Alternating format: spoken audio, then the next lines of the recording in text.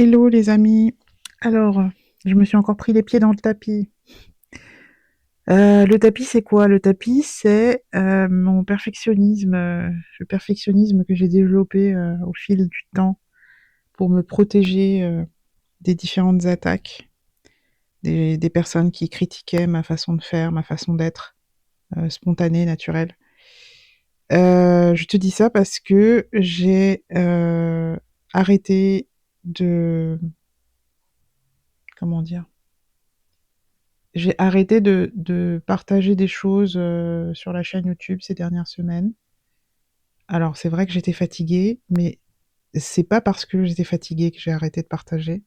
C'est parce que j'étais en mode il faut que ce soit parfait, sinon ça vaut pas le coup, sinon personne ne va vouloir l'écouter, ça va intéresser personne, on va me rejeter. En fait, c'est le retour d'une logique de pensée qui vient de mes traumatismes divers et variés, mes traumatismes relationnels, mes traumatismes d'échecs répétitifs au niveau professionnel, de rejets répétitifs, enfin bref, tous ces trucs-là. Voilà, et du coup, bah, au lieu de développer tranquillement ma chaîne YouTube, comme je l'avais dit, en disant je fais mon journal de bord et donc je raconte où j'en suis et ce que je ressens au fur et à mesure, et ben je suis repartie dans la logique de il faut que ce soit parfait, il faut que ce soit bien calibré, il faut que ça respecte je ne sais quels critères, alors que c'est épuisant pour mon cerveau autiste et TDAH de devoir respecter tous ces règlements, toutes ces façons de faire que je n'ai pas choisies, qui correspondent pour la plupart à des pratiques, comment dire, dictées par des algorithmes. Ah, j'ai un petit... Je vais désactiver les notifications sur mon téléphone pendant que j'enregistre, parce que sinon, ça va vous faire bis bis dans les oreilles et ça va pas être intéressant. Ça va pas être agréable. Ni pour moi, parce que ça me sort de mon fil de pensée. Bref. Tout ça pour dire, ouais, c'est compliqué pour mon cerveau et puis même juste le burn-out fait que, je peux pas m'astreindre à une rigueur, telle, pour respecter en plus des principes auxquels je ne crois même pas vraiment, auxquels je me suis accrochée à force de voir que je ne m'en sortais pas dans la vie. Je me disais que c'était parce que je faisais pas assez comme les autres, donc j'essayais à tout prix de faire comme les autres et ça marchait encore moins. Donc c'est complètement ridicule de reprendre cette logique-là maintenant avec tout ce que je sais de ma personne et du monde tel qu'il tourne, et tout ce que j'ai choisi de suivre ou pas comme principe de vie. Enfin voilà. Euh, je dis que c'est ridicule, mais c'est pas très sympa de ma part pour, pour ce que je. C'est un manque de compassion par rapport à ce mécanisme qui s'est mis en place à la base pour me préserver. Donc, je devrais pas me juger stupide de repartir dans ce genre de choses. C'est des choses automatiques de toute façon. Et vu que je suis dans un processus de guérison, c'est normal que ça soit fluctuant et qu'il y ait des moments où j'arrive à laisser tomber ces logiques-là et d'autres moments où elles reviennent en force. Parce que je me sens peut-être un peu insécurisée par diverses choses, j'en sais rien, je sais pas pourquoi c'est revenu. Peut-être juste par habitude. En tout cas, c'est venu mettre un peu une ombre au tableau parce que ce que je ne t'ai pas dit, c'est que je vais quand même nettement mieux et au niveau psychologique et au niveau physique. Ce qui prouve quand même que le travail que font les anciens sur mon inconscient est quand même assez effectif. J'ai pas de date précise parce que j'ai pas replongé dans mes carnets, dans les notes que j'avais prises, mais il me semble que ça fait quelque chose comme 3 mois que les anciens travaillent sur mon inconscient pour nettoyer toute une vie de traumatismes complexes qui se sont accumulés et qui ont créé une vie vraiment compliquée, qui était devenue invivable au point que mon corps a complètement lâché et que je ne te l'ai peut-être pas dit, mais j'ai frôlé la mort 2 fois au cours de cette année ou l'année précédente. Ouais, je crois que ça s'est fait peut-être à cheval sur 2024 et 2025. En tout cas, 2 fois, je me suis retrouvée à l'hôpital en urgence, avec vraiment un risque de ne plus faire partie de ce monde. Je rigole parce que c'est un peu gênant pour moi d'en parler, mais c'est la première fois que j'évoque ça de manière publique comme ça. Et pourtant, c'est une réalité. Et ça me fait du bien d'en parler en même temps parce que c'est quelque chose que j'ai pas envie de mettre sous le tapis. Ça a été tellement une déflagration énorme et qui a tellement bouleversé plein de choses et qui m'a fait tellement mal, en fait, physiquement et moralement, que du coup, c'est mieux que j'en parle et que je me l'approprie plutôt que j'essaye d'oublier, en fait. C'est ça aussi que ça m'a appris de travailler sur mes traumas avec les anciens, c'est que cette histoire d'autocompassion et d'amour de soi, ça vient aussi, nous aider à au lieu de se dire: «Bon allez, faut se relever, des difficultés de la vie, aussi dures qu'elles aient été», et ben, ça nous permet aussi de nous autoriser à pleurer un bon coup, pas pour se lamenter indéfiniment et se complaire dans son malheur. D'ailleurs, je crois pas que ça existe vraiment, les gens qui se complaisent dans leur malheur. Mais bon, ça, c'est une autre discussion. Hem, mais plus pour, s'apporter la consolation dont on a besoin pour pouvoir justement se relever.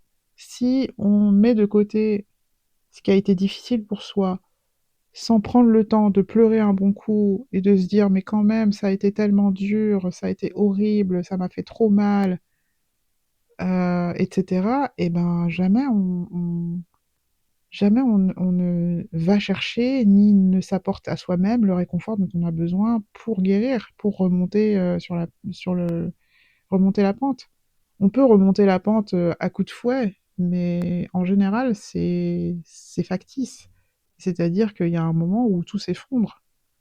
Les coups de fouet, ça nous rend pas plus forts, hein. Par contre, des bras aimants qui nous consolent, même si ce sont les nôtres, seulement les nôtres, ça nous rend plus forts. Et donc quand on remonte la pente, on la remonte vraiment. Alors c'est sûr, ça nous fait pas courir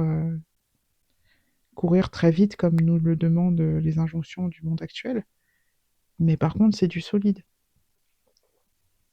Donc voilà, donc tout ça pour dire que je vais vraiment mieux. Il y a eu vraiment un cap qui a été passé et je regrette de ne pas avoir partagé avec vous, ce moment où j'ai pris conscience de ça, parce que j'aurais pu vous partager plein de choses, qui aujourd'hui ne sont plus dans ma tête. Bon, ça reviendra sûrement à un autre moment, mais voilà, aussi pour dire que je regrette de pas d'avoir écouté cette voix qui me dit que tout doit être parfait pour, mériter d'être partagé, alors que déjà cet espace, ce petit bout d'internet, sur lequel je m'exprime, bah, c'est le mien. C'est mon espace à moi, donc j'en fais ce que je veux. Et les gens qui y restent, sont potentiellement les gens que ça intéresse, donc a priori, voilà.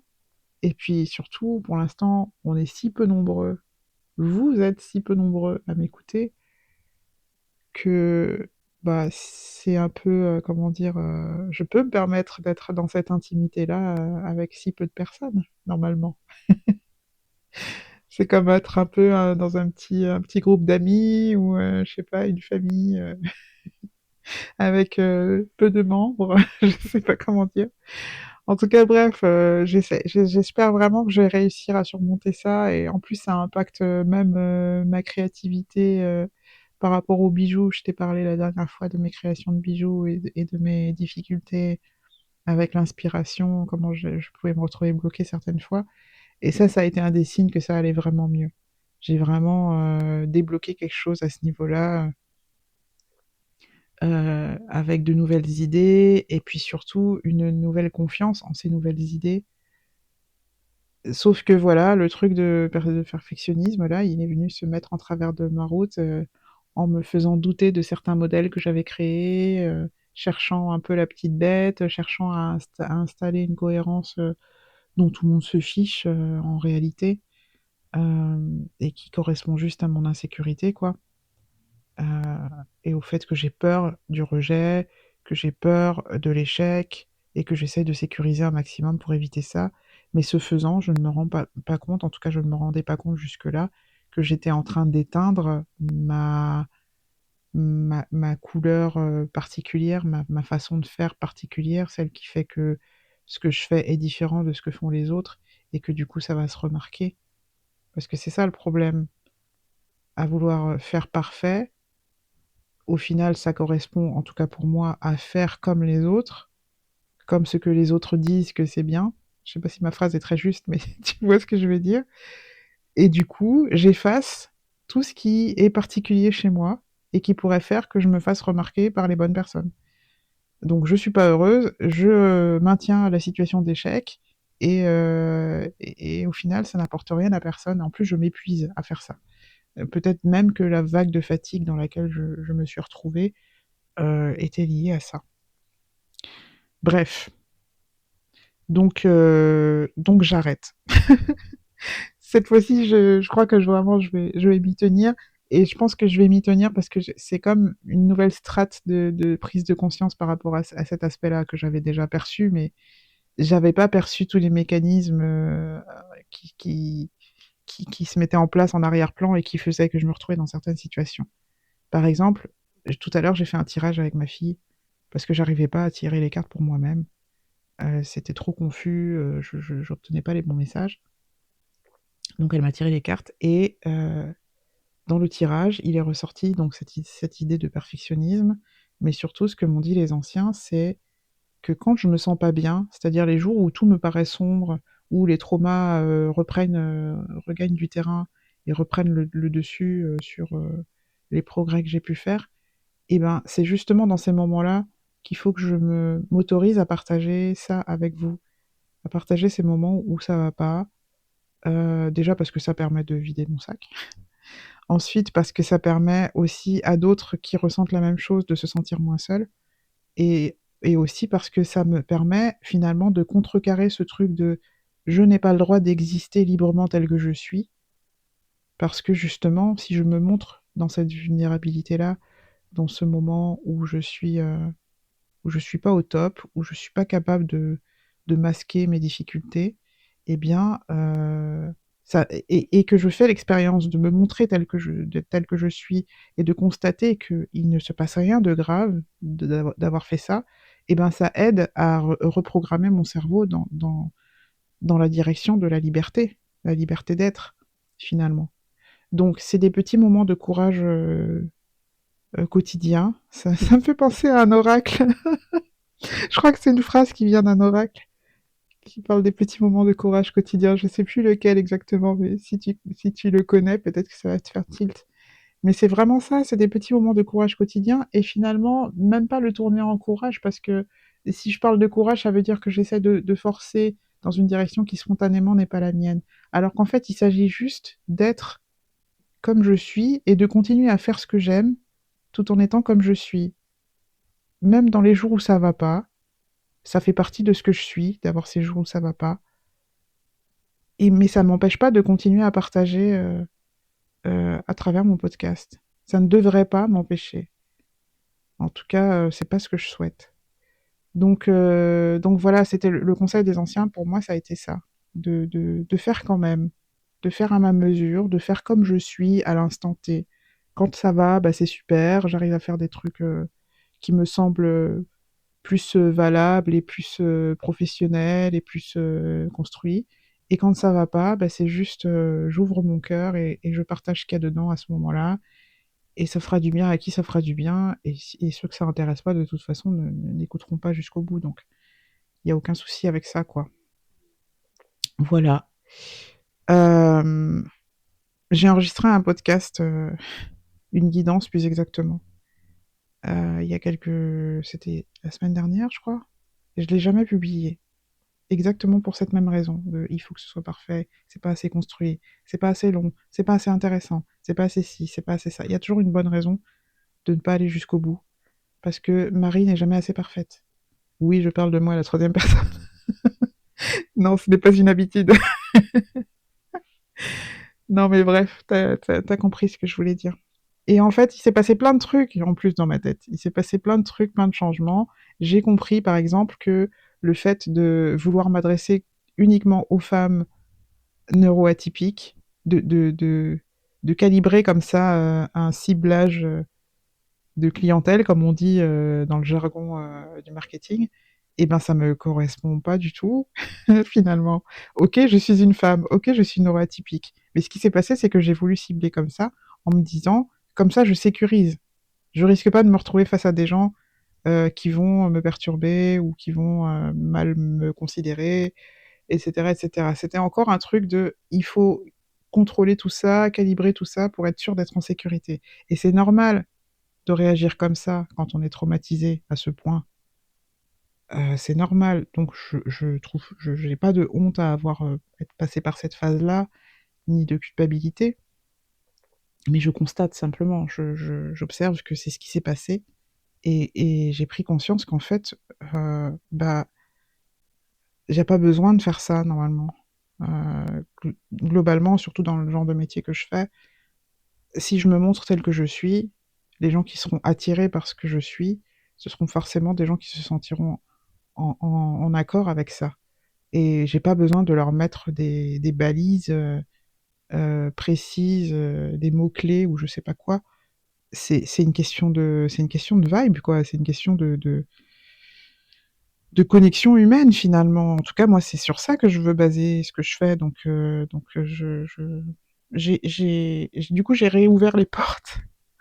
J'ai réouvert les portes en me disant, homme ou femme, on s'en fout, neuroatypique ou pas, on s'en fout. Surtout que neuroatypique, il faut encore le savoir qu'on est neuroatypique. Il y a tellement de gens qui le sont et qui le savent pas, et qui, même s'ils s'en doutent, n'ont même pas les moyens de se diagnostiquer. Et puis, il y a sûrement des formes de neuroatypiques qu'on n'a pas encore identifiées médicalement avec toutes les grilles hyper rigides là qu'on essaie de plaquer sur l'être humain, alors que c'est un être tellement divers, variables, complexes, enfin bref. Donc voilà, je suis comme je suis, je partage ce que je suis et viendra qui trouvera ça intéressant. Et si on n'est que trois, bah c'est pas grave, hein, honnêtement. Je cherche pas la célébrité, je cherche pas à devenir une superstar, donc si on n'est que trois à s'amuser sur mon petit coin d'internet, c'est très bien aussi. Y a pas de souci, quoi. Je sais que c'est pas ce qui est prévu parce que les anciens m'ont déjà dit que c'était censé prendre plus d'ampleur que ça, et en même temps, c'est normal, hein, n'importe qui partage et qui a envie de proposer un service qui aide les autres, c'est quand même assez rare que les gens se retrouvent avec trois clients et c'est tout, quoi. Donc, donc il y a aussi une question de timing, il y a aussi une question de peaufiner les choses pour que ce soit vraiment en concordance avec qui je suis au cœur de moi-même. Voilà.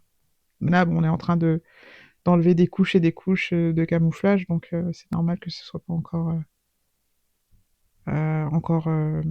comment dire, productif. Productif, ouais. Bref, en plus, ouais, enfin, ça me fait réfléchir à plein de trucs, cette histoire de perfectionnisme et de calibrage et de vouloir absolument poser des limites hyper claires, hyper. Enfin bref. Je suis pas sûre que ça continue d'enregistrer. Est-ce que ça continue? Oui, ça continue. Ouais, j'ai eu un petit doute là sur l'enregistrement. Donc, qu'est-ce que je disais? Je ne sais plus. Oui, je voulais juste terminer sur un truc. C'est que je m'interroge, oui, je disais ça, je me pose beaucoup de questions sur cette histoire de contrôle là. Parce que je suis tombée sur une chaîne YouTube d'une nana qui fait des petites figurines en perles, en tissage de perles, et qui fait aussi qui partage aussi tout un tas de contenus assez calés, je dirais plutôt scientifiques, en tout cas sur divers sujets plutôt axés scientifiques. Et elle partage tout ça sur sa chaîne sans faire de tri, quoi. Sans dire, ah, il faut absolument que ce soit une chaîne comme ci, comme ça. Et j'ai aussi regardé pas mal de gens qui sont plutôt des youtubeuses lifestyle, on va dire. Enfin bref, je m'interroge sur les limites que je me pose par rapport à mon contenu. Et jusqu'à Jusqu'où est-ce que c'est nécessaire de mettre les bijoux d'un côté, la spiritualité de l'autre? Bon, quand je dis la spiritualité, on va dire spiritualité, santé mentale, parce que c'est quand même plutôt ça. Euh, ouais, je sais pas trop. Je sais pas trop comment vont évoluer les choses, mais en tout cas, j'ai envie de peut-être réunir un peu tout ça et de plus me préoccuper de la cohérence. Je sais pas ce que ça va donner. Bref, voilà, c'était mes réflexions du jour. C'était peut-être un peu chaotique, mais je vais m'entraîner à accepter que ça soit chaotique, que ça soit pas parfait, que ça soit pas... Ouais, que ça soit pas parfait. Et puis je vais publier la guidance que j'ai enregistrée la dernière fois, même si je la trouve pas parfaite non plus. Et puis voilà, et ça ira très bien comme ça. Comme d'habitude, je te remercie de m'écouter. Ah oui, j'ai oublié de dire un truc hyper important, c'est que je l'ai fait, le forum. Je l'ai ouvert, hein. Il est ouvert, il est actif, mais la seule chose que je n'ai pas faite, c'est mettre un message dans chaque catégorie pour inviter chacun à s'exprimer. Voilà. J'arrive pas, donc bon, je laisse tomber pour l'instant. Si jamais tu as envie de nous rejoindre, bah, n'hésite pas à le faire. Le lien est dans la description là. Je dis nous, mais en fait pour l'instant je suis toute seule hein, sur le forum, donc donc voilà. Si tu viens t'inscrire, tu seras le premier ou la première, et ben bienvenue d'avance. Et puis ben voilà, merci de m'avoir écouté aujourd'hui encore, et puis d'être là, et puis à la prochaine.